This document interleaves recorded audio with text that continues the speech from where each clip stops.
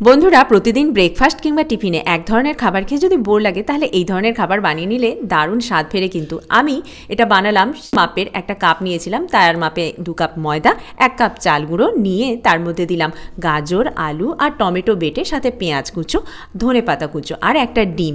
একটুও জল দিইনি, এরকম সুন্দর মোলায়েম করে মাখা হয়ে যায়। জল ছাড়াই, কিন্তু জল দিলে একদম পাতলা হয়ে যাবে।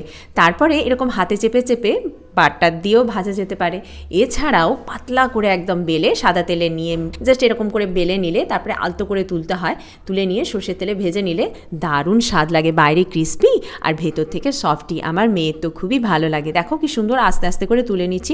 তাড়াহুড়ো করে তুলতে গেলে কিন্তু ছিঁড়ে যাবে, তখন আমার কিচ্ছু করার নেই। আর নুনটা পরিমাণ মতো দিতে হবে, নাহলে একদম স্বাদ খুলবে না। স্বাদে গুণে ভরপুর এই জিনিসটা নাম দিয়েছি মিক্সড ভেজিটেবল চাপাটি। কীরকম লাগলো জানাবে বন্ধুরা। দেখো আমার ভাজা হয়ে গেছে।